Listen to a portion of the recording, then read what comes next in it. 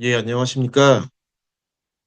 3강까지 들으시느라 많이 힘드실 텐데, 마지막까지 힘내주셨으면 좋겠습니다. 안녕하십니까. 오늘 기업 투자 유치 전략이라는 주제로 강연을 맡게 된 V자산운용 대체투자본부의 윤성호 본부장입니다. 바쁘신 와중에도 이제 온라인 세미나에 참석해 주신 기업 대표님들과 창업을 준비하고 계신 여러분들께 감사의 말씀을 먼저 드리겠습니다. 오늘 제가 발표할 이야기는 단순한 이론이 아닙니다. 기업을 운영하시고 투자를 유치하고자 하는 수많은 대표님들께서 실제 투자 유치까지 가는 그런 여정 중에 놓치기 쉬운 요소들에 대해서 먼저 설명드리고, 다시금 그 내용들을 환기시켜 드릴 수 있는 가이드입니다. 투자는 단순히 돈을 빌리는 과정이 아니라 우리 회사의 가치를 증명하고 또 함께 성장할 좋은 파트너를 찾는 과정입니다. 그래서 오늘 제 이야기를 통해 그 파트너를 조금 더 쉽게 찾으실 수 있게 되기를 기대합니다.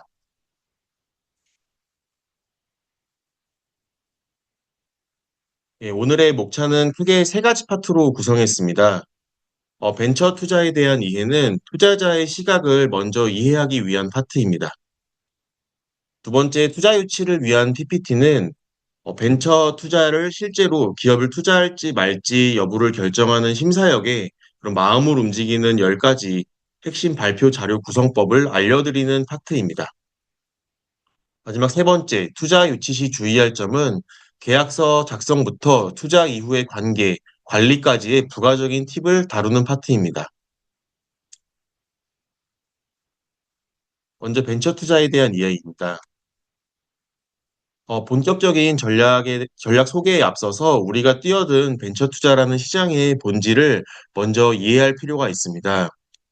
벤처 캐피탈은 시장에 존재하는 다양한 채권, 주식, 인프라, 부동산 등 다양한 자산들 중에서 가장 리스크가 높은 자산을 운용하는 회사들입니다.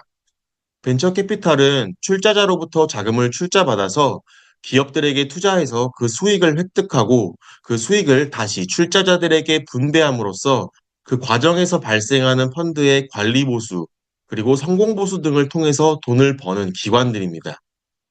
일대 맨 위에 출자자 입장에서 비상장 주식 투자는 파생 상품보다도 리스크가 높은 상품으로 분류됩니다. 상장 주식처럼 언제든 팔 수 있는 것도 아니고 회사가 망하면 휴지 조각이 되기 때문입니다. 그래서 VC 심사역들은 매우 보수적이고 까다로울 수밖에 없습니다. 보통 10개 기업에 투자하면 그중 한 2개에서 3개 기업에서만 제대로 된 수익을 회수하고 나머지 기업들에게서는 원금도 건지기가 어려운 것이 현실이기 때문이에요.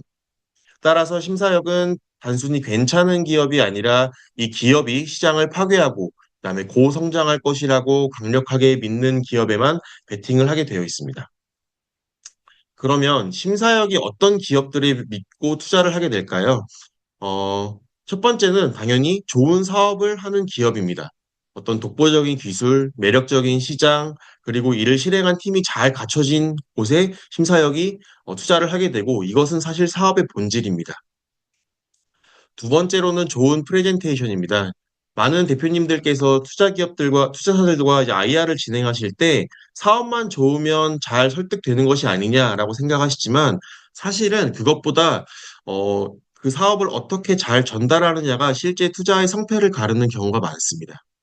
기계적으로 우리 사업이 어떤 사업이고 앞으로 무엇을 하겠다 그 내용만을 채우는 것이 아니라 우리가 그 전에 어떤 문제를 발견을 했는지 그거를 어떻게 해결할 것인지 그리고 어떤 방식으로 증명할 것인지 그렇게 강력한 플로우가 곁들여 있어야 됩니다. 그 강력한 플로우는 소위 IR이라고 하는 투자자 미팅에서 그런 참가자들의 몰입도를 높임과 동시에 우리 기업의 성장성에 대해서 강력한 믿음을 갖게 만듭니다. 세 번째는 좋은 태도입니다. 미팅 과정에서 보여주는 인상이 굉장히 중요합니다. 그래서 심사역은 투자 이후에 몇 년간 여러분들과 파트너로 지내야 되는데 어떤 심사역에 대한 방어적인 태도, 그리고 심사역의 질문에 대해서 무시하는 태도, 우리 기업들을 공격하는 거 아닌가라는 그런 태도들은 투자 결정에 굉장히 치명적인 감점 요소가 됩니다.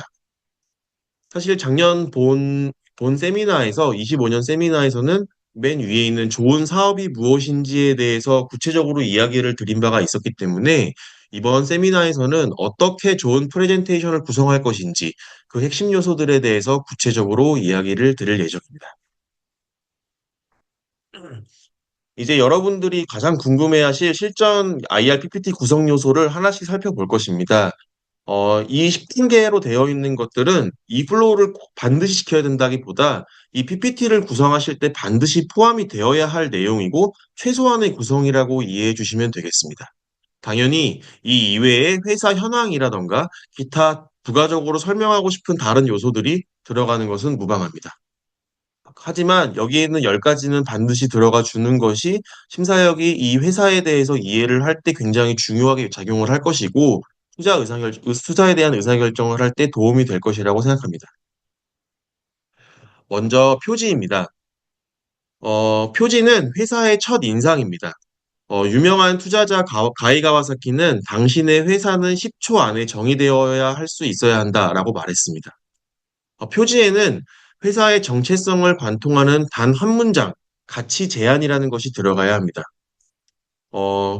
당연히 이제 구성 요소로는 여기 핵심 솔루션을 통해 니즈를 해결하는 정체성 기업이라고 되어 있는데 여기서는 뭐 우리의 솔루션이 무엇인지 그리고 니즈가 무엇인지 그리고 우리는 무엇을 하는 기업인지를 한 문장으로 표현할 수 있어야 한다는 것입니다.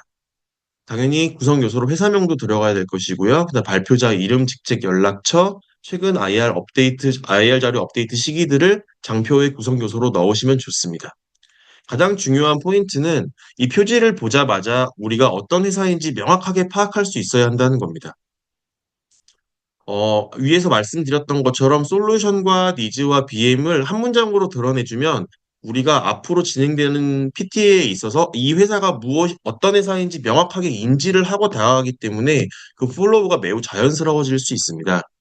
어, 그리고 예를 들어서 그 정체성이라고 하면은 제조업이 될 수도 있고 플랫폼이 될 수도 있고 커머스가 될 수도 있는데 이 부분을 명확히 짚고 넘어가야 앞으로 PT 할 때 유리하게 적용할 수 있고 반대로 앞으로 발표할 내용들이 이런 회사의 정체성과 관련이 없이 플랫폼 기업인데 커머스의 방식으로 설명을 하거나 회사인데 제조업처럼 설명을 하거나 이렇게 플로우가 회사의 정체성과 관련이 적다면 매우 감점 요소로 작용할 수가 있습니다. 음, 죄송합니다.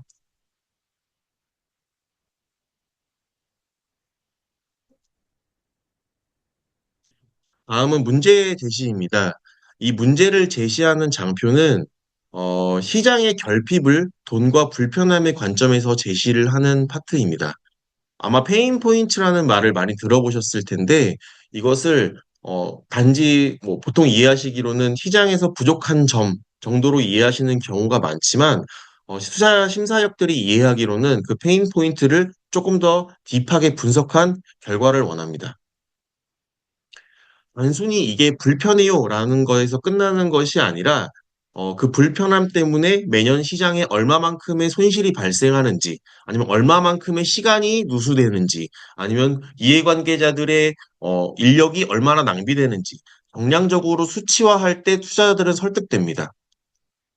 문제 제시를 명쾌하게 정리하는 데 어려움을 겪는다면 오히려 내가 사업하는 아이템이 지금 시장에서 필요로 하지 않는 것일까라고 생각해 볼 수도 있기 때문에 대표님들께서는 이 문제 제시 파트를 가장 공들여서 생각을 하고 공들여서 전달을 할 수 있어야 된다고 생각합니다.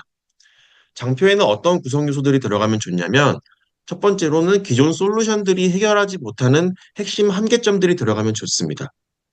그리고 그 핵심 한계점들이 발생하는 비효율을 정량적인 수치로 제시를 하되 그것들을 한 문장으로 마지막에 정리를 해주면 굉장히 명쾌해집니다. 예를 들어서 현재 시장은 어떠어떠한 비효율로 인해서 매년 얼마 얼마 또는 몇 시간 또는 몇 명의 인력 등의 손실을 보고 있습니다. 우리는 앞으로 이것들을 해결할 것입니다. 라고 정리를 해준다면 명쾌하게 이해가 될 수 있습니다.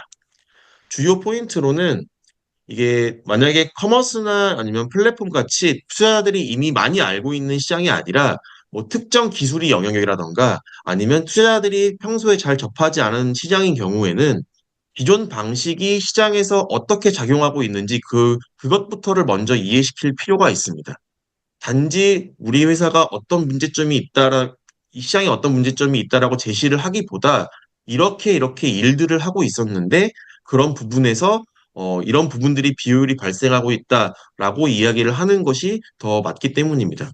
그렇게 되면 투자자가 나도 그게 문제라고 생각했는데 아니면 이 회사가 기존의 방식을 소개한 결과 저게 문제일 수 있겠구나라고 이해를 할 수가 있게 됩니다. 두 번째 중요한 포인트로는 아까 말씀드렸던 것처럼 단지 이렇게 하니까 불편하고 힘듭니다. 이렇게 하니까 어렵습니다. 라고 어떤 현상의 관념적인 나열을 하는 것이 아니라 실제로 어느 정도의 비효율이 발생하는지에 대해서 그 수치를 제시를 명확히 해주는 것이 굉장히 중요합니다. 왜냐하면 그것들을 명쾌하게 산출을 하지 못한다면 투자자 입장에서도 대표가 이게 어느 정도 문제인지를 명확하게 스터디를 하지 않았다라고 인식할 수가 있기 때문에 결국 정량적으로 제시한다는 것이 키포인트라고 생각해 주시면 좋을 것 같습니다.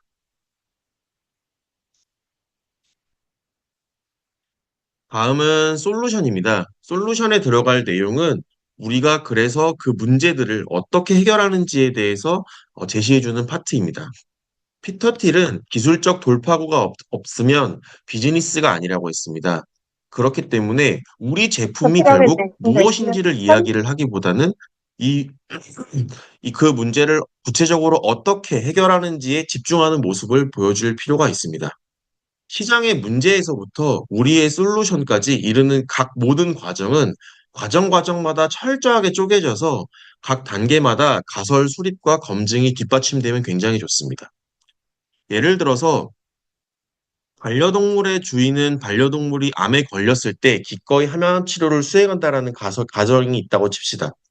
예를 들어 반려동물은 굉장히 1년에 많은 숫자가 암에 걸리고 어, 그래서 우리는 반려동물이 암에 걸리기 때문에 반려동물 암 치료제를 만들면 좋다라고 생각을 해서 암 치료제를 만드는 기업이라고 가정을 해본다면 사실 그 사이에 있어야 하는 주요 가설은 반려동물의 주인은 반려동물이 암에 걸렸을 때 기꺼이 항암 치료를 수행한다라는 가설을 세우게 됩니다.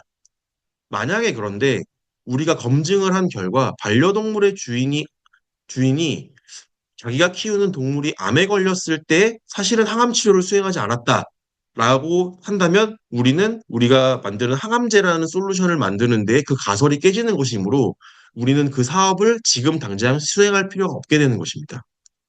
마찬가지로 내가 어떤 솔루션을 만들고 싶은데 그 솔루션이 수집가들을 다 모아놓고 그들이 자기의 어떤 수집 물품들을 자랑할 수 있는 사진이나 영상 등을 업로드할 수 있는 커뮤니티를 만들고 싶다라고 한다면 그 가정에는 수집을 좋아하는 수집가들은 그들의 수집품을 자랑하기 위한 별개의 커뮤니티를 필요로 한다라는 가설이 있을 것입니다. 그런데 만약 수집가들이 사실은 별개의 커뮤니티를 필요로 하는 게 아니라 기존의 인스타그램이나 아니면 인터넷 커뮤니티에 그저 업로드를 하는 것만으로도 족하다라고 한다면 우리의 솔루션에 대한 가정은 깨지게 되고 그렇다면 사업을 수행할 필요가 없게 됩니다. 그렇기 때문에 우리가 이 솔루션을 어떤 투자자들에게 제시를 하고 싶으면 우리가 그 기저에는 어떠한 가설들이 있는지 그리고 그것들을 어떤 방식으로 증명을 할 수 있을지에 대해서 반드시 설명을 해줘야 됩니다. 두 번째로는 우리의 솔루션이 핵심 기능들과 핵심 이점들이 어떤 것들이 있는지를 보여줘야 됩니다. 이것들은 그게 뭐 제품이 되었던 아니면 우리의 서비스가 되었던 그냥 어떤 기능들이 있는지를 소개하는 파트가 필요한 것입니다. 세 번째로는 그러한 기능 등을 구현하기 위해서 사용된 기술이나 공정 등에 대한 전반적인 설명이 필요합니다. 그다음에 마지막으로 이러한 기능과 이점들을 한 문장으로 정리할 수 있다면 우리의 솔루션이 무엇인지에 대해서 투자자들이 단번에 이해할 수 있게 될 것입니다. 중요한 포인트들은 아까 말씀드린 것처럼 우리 회사가 검증하고자 하는 주요 가설들을 알려주는 것입니다. 그래서 그 가설을 다양한 방식으로 어떻게 검증할 수 있는가? 우리가 반려동물의 주인은 반려동물을 기꺼이 치료할 것이다라는 것을 어떻게 검증할 수 있느냐? 그것을 검증한 결과를 우리가 어떻게 파악할 수 있느냐? 이런 것들을 함께 제시해 주는 것이 중요합니다. 그렇기 때문에 이것들은 우리 제품이 이러한 기능이 있습니다. 이런 이점이 있습니다. 뭐 유저에게 이런 편리함이 있습니다. 같은 단순한 기능의 자랑이 아니라 그런 시장의 페인 포인트와 강하게 결부시켜서 그 페인 포인트를 어떻게 어느 정도 해소하는지를 알려줄 필요가 있습니다. 마지막으로 아까 말씀드린 것처럼 뭐 아까 말씀드린 바대로 기술과 공정 등에 대해서는 지나치게 자세하게 설명하면 PT의 몰입도가 저해되니까 그런 핵심 원리만 간단하게 소개를 하되 추가 기술적인 질의가 있는 경우에 구조 설명을 하면 좋고 마지막 뒤에 어펜딕스를 넣어가지고 더 구체적으로 이해시키면 해소될 수 있을 것 같습니다. 어, 네 번째는 시장 규모 및 타겟이라는 파트를 넣어야 합니다. 이 PPT에는 우리가 실질적으로 지배할 수 있는 시장의 크기를 제시하는 것입니다. 투자자들은 기업의 대표가 시장에 대해서 명확하게 정의하지 못하고 우리의 솔루션이 타겟군을 적확하게 설정하지 않으면 투자하지 않습니다.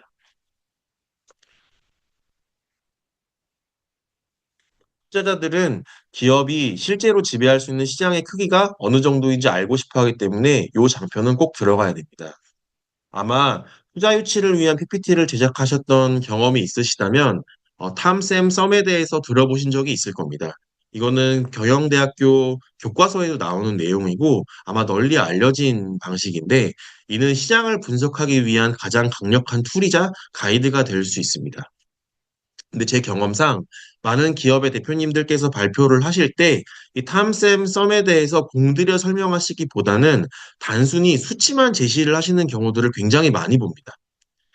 어, 이 탐샘 썸에 대해서 말씀드리면 탐이라는 것은 전체 시장이어서 전 세계나 아니면 국내 관련된 산업 전체의 규모, 그러니까 우리 회사가 아주 커졌을 때 어떤 시장까지 타겟할 수 있을 것인가를 제시하는 것이고요.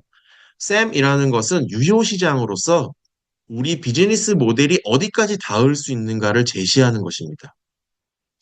썸이라는 것은 가장 중요한데 수익 시장이라고 부르고 향후 우리가 가지고 있는 솔루션 또는 제품이 향후 1, 2년 내에 실제 점유가 가능한 그런 타겟 고객군을 이야기를 하는 것이고 당연히 이 구성 요소에는 탐샘 썸에 대해서 정량적으로 정성적으로 분석한 내용이 장표에 반드시 들어가야 됩니다.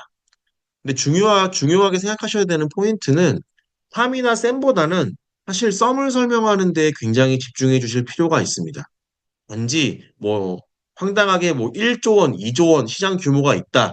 이렇게 이야기를 하는 것보다 우리가 실제로 점령이 가능한 시장인 썸의 논리적 근거를 훨씬 더 투자자들은 중요하게 생각합니다.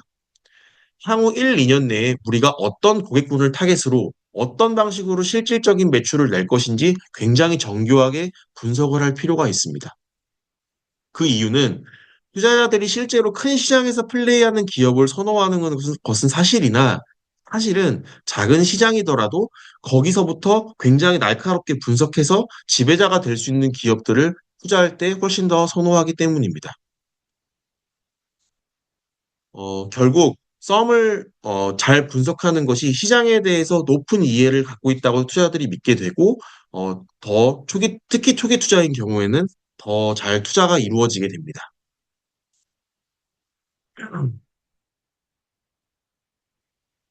다음은 비즈니스 모델입니다. 비즈니스의 모델은 어, 누구에게 우리 솔루션이 어떻게 얼마를 받을 것인지 아주 단순하고 명료하게 제시를 하는 파트입니다. 우리가 돈을 받을 때 구독료로 받을 것인지, 수수료로 받을 것인지, 그리고 한 명의 고객을 데려오는 데에 얼마가 들고 그 고객이 얼마나 가치를 창출하는지 설명을 해야 되는 파트입니다. 당연히 그 장표에는 프라이싱에 대한 이야기가 들어가야 되고, 그다음에 어떻게 우리가 고추 마켓 할 것인지에 대한 내용이 들어가야 하고, 그다음에 어떻게 그 고객들을 계속 우리 솔루션에 락기를 시키면서 LTV를 확보할 것인지를 설명을 할 필요가 있습니다. 당연히 그렇게 설명을 하기 위해서는 가장 중요한 거는 시각 자료가 되겠고요. 시각 자료에는 수익 구조도를 넣어주고 그다음에 고객사 한 곡당 아니면 소비자 한 명당 기대 매출 계산식 같은 것들을 넣어주고 그 근거를 넣어주는 것이 굉장히 중요합니다. 그리고 앞으로 우리가 LTV를 확보를 할 때 수익 구조를 어떻게 다각화할지에 대해서 그 테이블을 그려주시는 것도 굉장히 좋습니다. 이때 굉장히 중요하게 생각하셔야 되는 것은 이것들을 장황하게 설명을 하기보다는 누구에게 어떻게 돈을 벌 것인지에 대해서 아주 단순하고 명료하게 도식화할 필요가 있다는 겁니다. 그렇게 하지 않으면 결국 이 회사가 어떻게 비즈니스를 영위하겠다는 거지? 아니면 단계가 너무 많다면, 이 중간 단계에서 비즈니스가 깨진다면 전체적으로 돈을 벌 수가 없는 건가? 약간 이런 생각을 하게 되므로 굉장히 단순하고 명료한 비즈니스 모델을 제시하는 것이 중요합니다. 그걸 통해서 회사는 돈의 선순환을 통해서 지속 가능하고 스케일러블한 비즈니스 모델임을 어필할 수가 있게 됩니다. 이런 거를 분석을 할 때에는 단지 어, 구독료 8,900원 이 정도 받으면 우리 회사는 충분히 영위 가능하다. 이렇게 제시를 하는 것이 아니라 우리의 회사의 가격 정책이 어떻게 고객에게 느껴지는지, 그 고객이 감당 가능한지, 이 정도면 기꺼이 지갑을 열게 할 수 있는지에 대한 어떠한 우리의 분석 결과 또는 그 근거 아니면 뭐 경쟁사에 대한 분석이 제시되는 것이 굉장히 좋습니다. 유의할 점으로는 이 비즈니스 모델에 대해서 약간 심취하신 나머지 우리의 비즈니스 모델 자체가 솔루션이 되는 사업은 투자 가능성이 굉장히 낮습니다. 예를 들어서 어, 기존의 기업들은 이런 A라는 방식으로 고객들한테 돈을 받고 있었는데 우리는 B라는 방식으로 돈을 받을 것이고 그렇게 받으면 고객들에게 훨씬 편리하기 때문에 이 사업은 성공합니다. 라고 이야기하는 것은 투자자들에게는 굉장히 의미가 없는 이야기입니다. 왜냐하면 비즈니스 모델이라는 것은 타사가 굉장히 따라하기가 쉬울 뿐더러 오히려 굉장히 규모가 큰 기업인 경우에는 더 이렇게 유연하게 플레이를 할 수가 있기 때문에 스타트업의 본질은 확실화된 차별성에서 찾아야 되는 것이지 단지 BM만 다른 것이 어떤 우리 회사의 기업의 경쟁력이 된다고 인식하기는 어렵거든요. 그래서 이 비즈니스 모델이 솔루션이 되는 기업이다라고 하면은 다시 창업을 생각해 보시는 게 좋을 것 같습니다.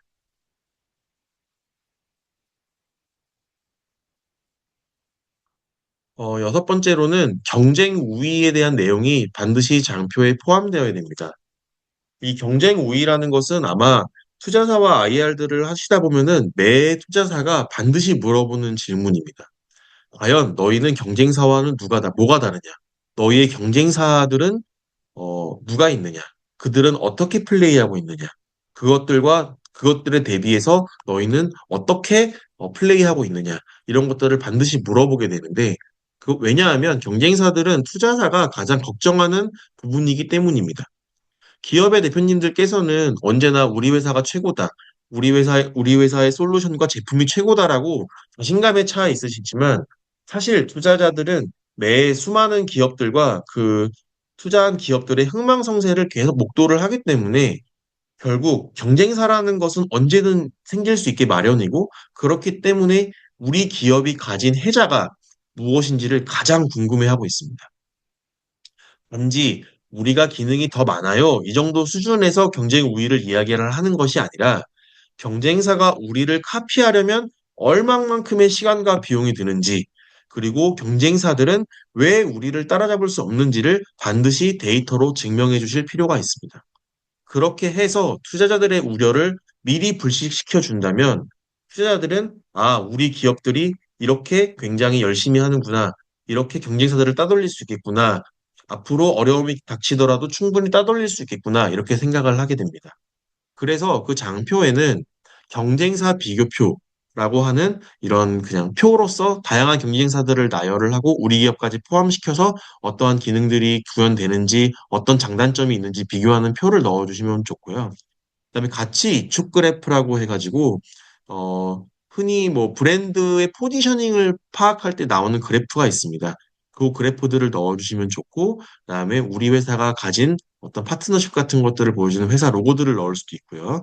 아니면 우리 회사가 특허에 굉장히 강점이 있다라고 한다면 핵심 특허 리스트, 등록 국가 지도 등을 시각 자료로 넣어주시면 좋습니다. 당연히 그 포함되어야 되는 내용 중에는 우리의 독보적 강점이 포함되어야 됩니다. 그것이 특허가 되었건, 아니면 뭐 프로그램이라면 핵심 알고리즘이 되었건, 아니면 이미 영업해 놓은 독점 파트너십이 있다면 파트너십이 되었건, 아니면 우리가 뭐 데이터 사이언스를 하는 기업이다 라고 하면 데이터 선점을 어떻게 해놨다 라고 하는 것처럼 우리의 독보적인 강점을 정량적으로 비교해 주실 필요가 있고, 당연히 경쟁사를 제시하고 비교해 주실 필요도 있습니다. 그것들을 성능과 가격과 안정성, 특허 이런 식으로 비교를 할 수도 있을 것 같습니다.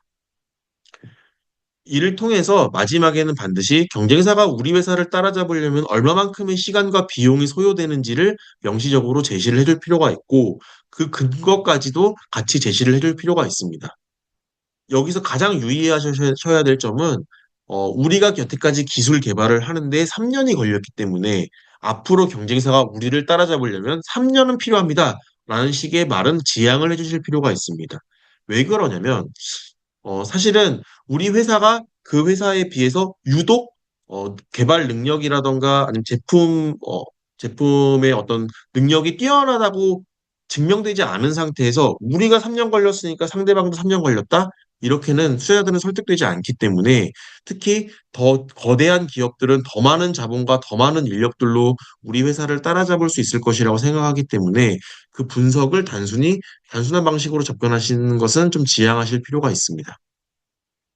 어, 이 장표에서의 핵심 포인트는 경쟁 우위에서 우리가 그냥 좋다라고 어필을 하는 것이 아니라, 이 장표는 남들이 못하는 이유를 설명하는 장표이기 때문에 결국 남들이 카피하면 어떡할 건가요? 라는 공격적인 질문에 대한 선제방어의 성격으로 작성해 주시는 게 굉장히 좋습니다.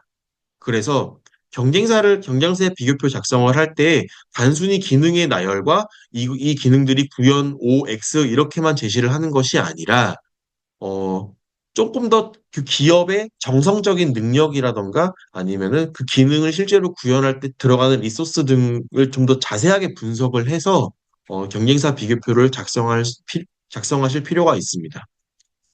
그래서 경쟁사가 우리의 해자를 실제로 건너올 수 있는지, 그다음에 건너오려면 어떤 노력이 필요한지에 대해서 투자자들이 직감적으로 느낄 수 있도록 작성해 주시는 게 핵심입니다.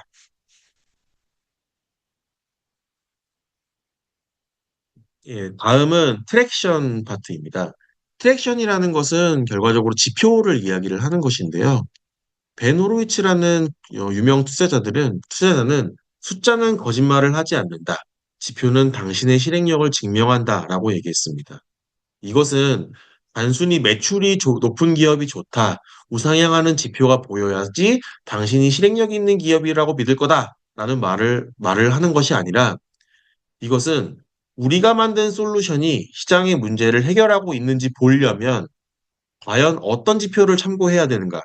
그래서 우리가 어떻게 가설을 검증했고, 또 우리는 그 지표에 따라서 어떤 행동들을 취했는가에 대한 이야기입니다. 그래서 당연히 우리 솔루션의 핵심 가설에 대한 검증 내용이 들어가야 되고요. 그리고 그에 따른 성과가 같이 들어가 줘야 됩니다.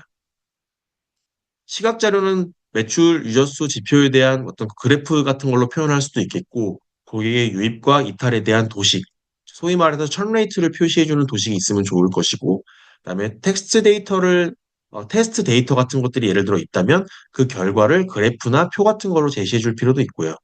만약에 그 성과가 어떤 특정 기업과의 MOU라던가 아니면 그 특정 국가와 공공기관들과의 제휴라면 그런 사진이나 샘플 결과물 사진 등을 포함하면 좋습니다.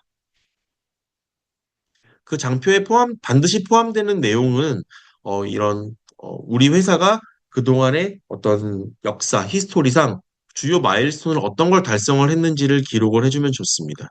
POC 완료라던가 매출 몇억 원, 또 MOU 체결 이런 내용이 들어가면 좋고요. 그다음에 회사가 중요하게 생각하는 정량적 지표가 있다면 그것들을 제시하고 그 근거를 해주면서 그 지표들이 우리가 이 서비스를 제공하는 동안 어떤 식으로 변화가 되었는지 그 지표를 알려주시면 좋습니다.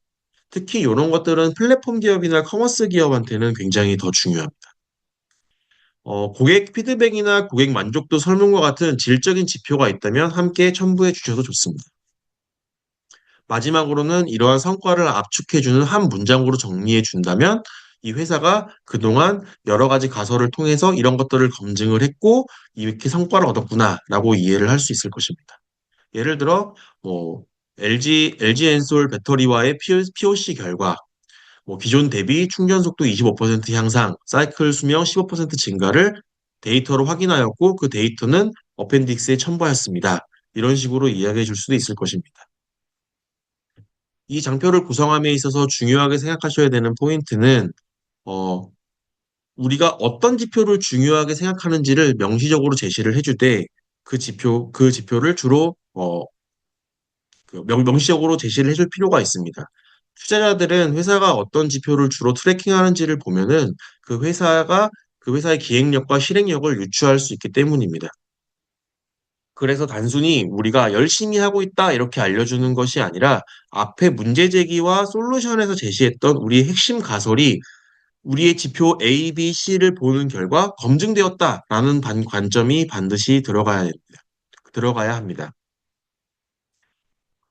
더 나아가서 모든 지표가 좋을 수만은 없기 때문에 우리가 성장하고 있다를 보여주는 지표뿐만이 아니라 우리가 현재 이 지표를 보니까 이 지표가 예를 들어 마지노선 아래로 내려가면 우리의 가설이 붕괴되는 겁니다.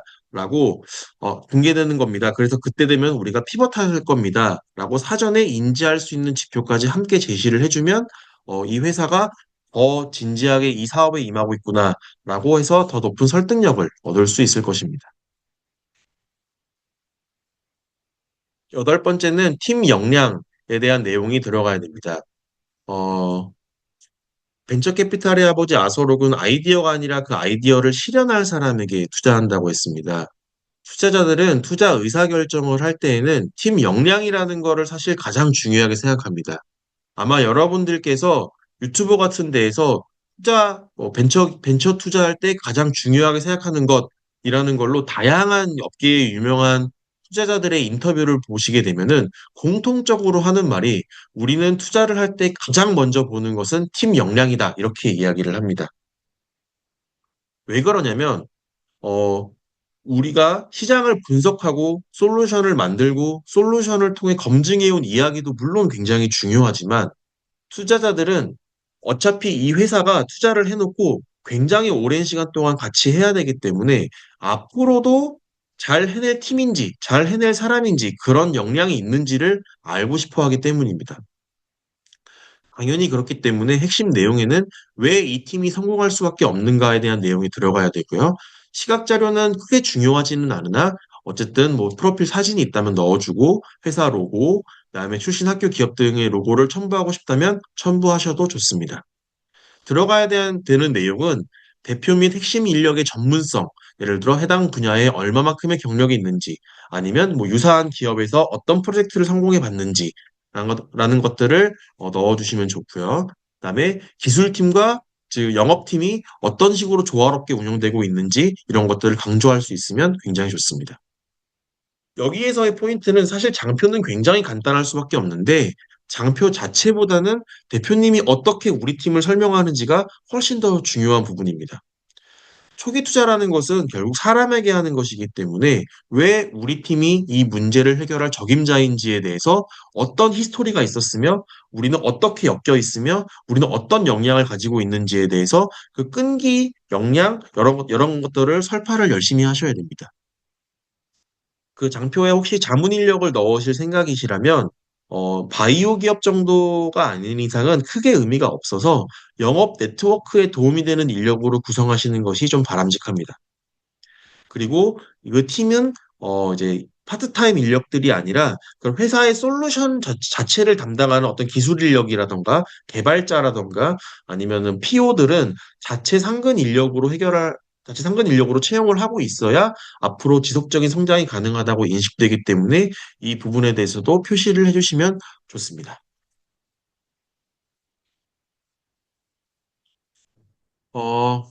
그 후에는 로드맵 및 투자 제한입니다.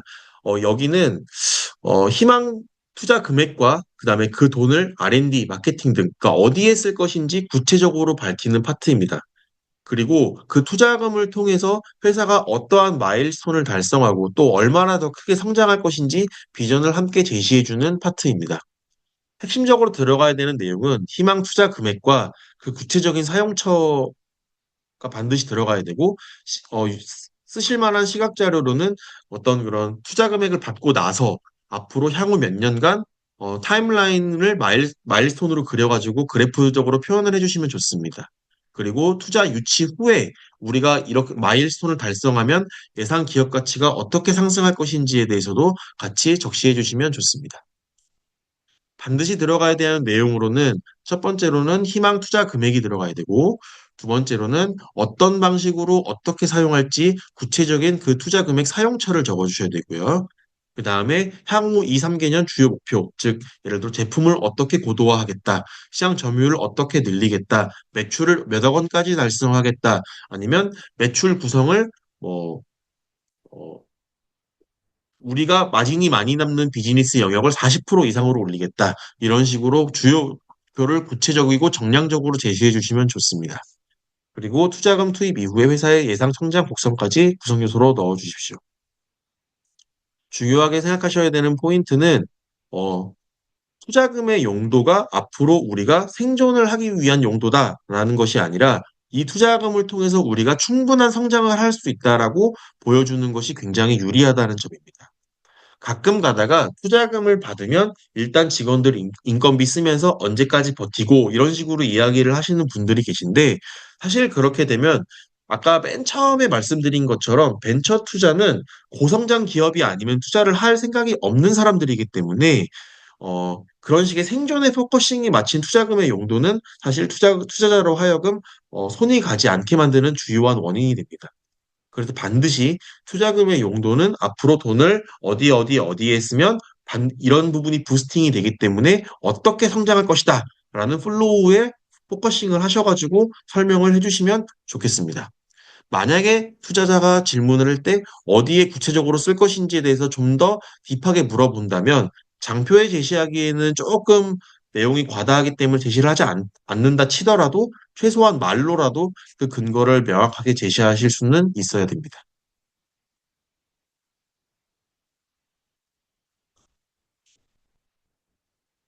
마지막 열 번째로는 결론 및 비전입니다. 마지막은 꼭 감성적이고 강렬한 비전으로 마무리하시기를 권고드립니다. 이 사업이 성공했을 때 세상이 어떻게 바뀔 것인지, 그리고 여러분들의 뜨거운 비전을 잘 전달을 해서 투자자들의 마음을 움직이실 필요가 있습니다. 이게 사실은 전체 PPT는 사실 숫자에서 그 설득력이 나오기는 하는데, 마지막에 비전을 설명을 할 때 대표님의 그런 열정이 보인다면 굉장히 인상을 강렬하게 느끼게 되고, 사실은 앞에 것들이 조금 인상이 흐려지면서 오히려 더 설득이 잘 되는 부분들도 있었습니다. 지금 여기 밑에 플로우 포인트에 조금 앞에 장표의 내용과 좀 중복되는 내용이 있는데, 첫 번째 줄만 생각을 해주시면 되겠습니다. 그래서 구성 요소로는 이런 투자자들의 마음을 움직일 수 있을 만한 미래지향적인 문구 같은 것들을 넣어주시면서 대표님이 앞으로 어떻게 사업을 영위할지, 어떻게 잘 헤쳐나갈 수 있을지, 어떻게 우리 투자사와 좋은 관계로 남을 수 있을지에 대해서 쭉 구두로 풀어주시고 마지막에 감사 인사와 함께 Q&A로 마무리를 해주시면 되겠습니다. 이상 앞에 10가지, 이 투자자들을 위한 PPT를 작성하실 때 어떤 내용들을 어떻게 넣으면 좋을지에 대해서 설명을 드렸습니다. 이 부분들을 잘 숙지를 하시는 것이 필요하고, 사실은 이미 창업을 하셔서 투자자들과 IR을 만약에 해보신 분이라면 조금 더 직관적으로 이해가 되실 수도 있지만, 아마 처음 이 창업을 준비하시거나 아직 IR을 진행해 보시지 않으신 분들이라면 조금 구체성이 떨어지거나 아니면은 조금 이제 붕 뜬 이야기처럼 느껴질 수도 있거든요. 하지만 실제로 용기를 내서 창업을 하신 후에 IR을 진행하시다가 다시 한번 이 자료를 보시면서 내가 그동안 IR 때 받았던 피드백과 함께 이것들을 고려해서 다시금 자료를 만든다면 조금 더 좋은 미팅을 하실 수 있을 거라고 생각합니다.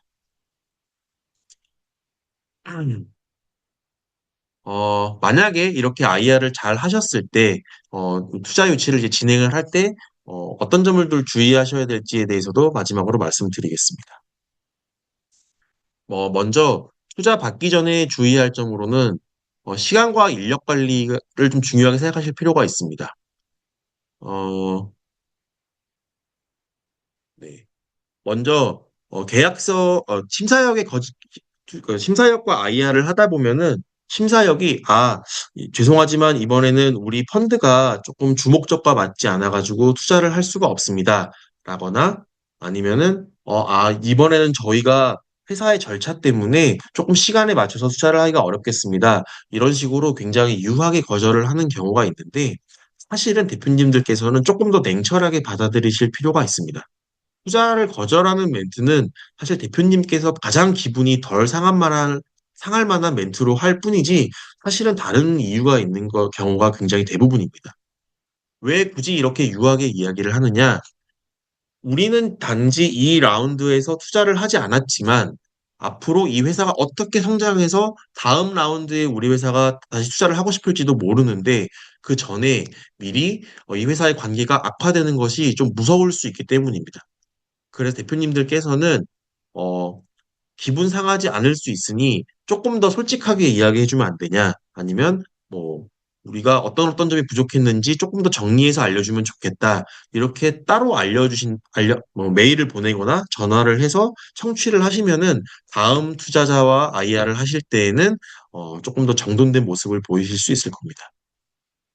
두 번째로는 투자 받기 전에 투자자가 회사를 판단을 하지만 회사도 투자자를 꼼꼼하게 고를 필요가 있습니다.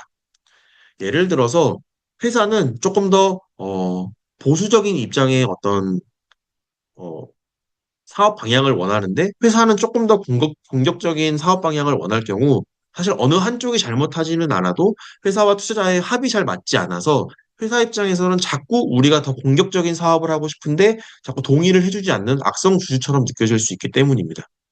그래서 회사도 투자자와 합이 잘 맞는 곳을 찾는 것이 굉장히 중요하고요. 세 번째는 계약서는 꼭 꼼꼼하고 진실되게 작성할 필요가 있습니다. 회사가 잘 될 때에는 아무 상관이 없지만 반드시 회사가 굉장히 안 좋아지거나 이럴 때에는 회사도 그렇고 투자자도 그렇고 그 우리가 어떤 투자 계약을 맺었었는지를 굉장히 꼼꼼하게 따져보게 됩니다. 계약서에서 가장 무서운 것은 진술과 보장 파트인데 여기서 회사는 당장의 투자가 급하니까 조금 더 우리 회사의 재무가 좋은 것처럼 아니면은 우리 회사의 상황이 조금 더 나은 것처럼 수치를 제시하는 경우가 있습니다. 하지만 절대 그렇게 하셔서는 안 되고 실제와 같은 수치, 실제와 같은 상황을 명시해 주시는 게 나중에 어떤 법적 리스크를 피하는 데 굉장히 중요합니다.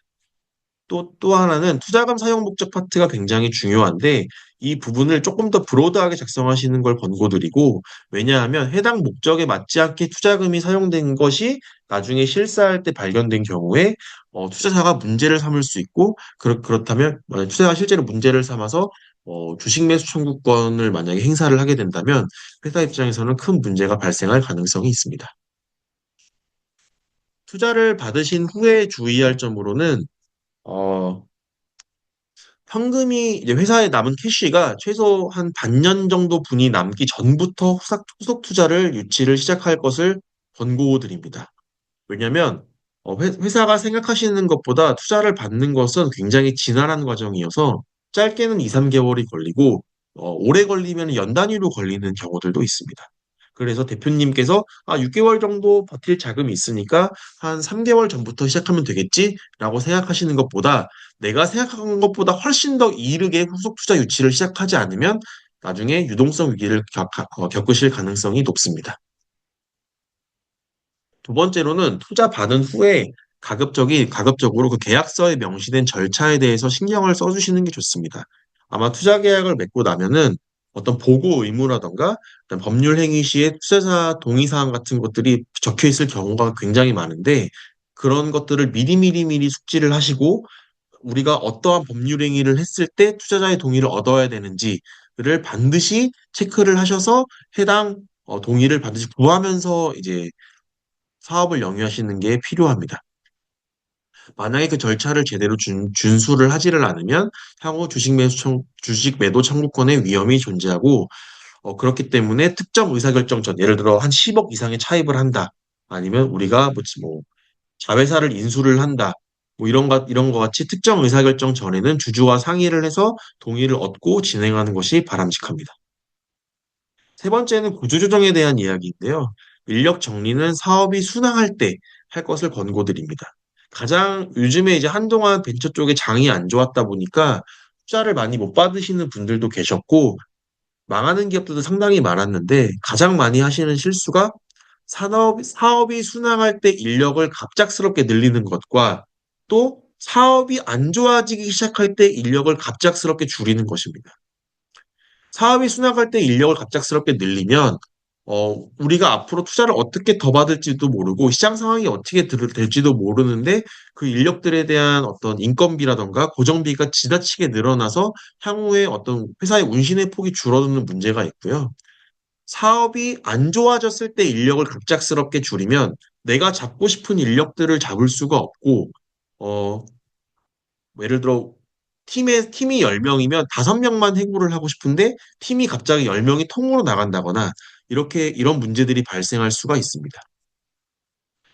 어, 이런 문제를 미리미리 이렇게 해소를 하려면 인력은 최대한 적게 뽑고 인력을 정리를 할 때에도 사업이 순항할 때 안 좋아지는 모습이 보이기 전에 미리미리 효율화 작업을 진행하시는 것이 좋습니다. 이상으로 저는 벤처 투자에 종사하는 사람으로서 기업의 대표님들 또는 준비하시는 분들이 어떻게 하면 조금 더 투자자로부터 투자를 잘 받을 수 있을지에 대해서 설명드렸습니다. 아, 많이 미흡했지만 도움이 되셨으면 좋겠다라고 생각을 하고요. 혹시 더 궁금하신 사항이나 구체적인 상담이 필요하시다면 여기 특허법인 본으로 연락 주시면 제가 언제든지 상담하도록 하겠습니다. 경청해 주셔서 감사합니다.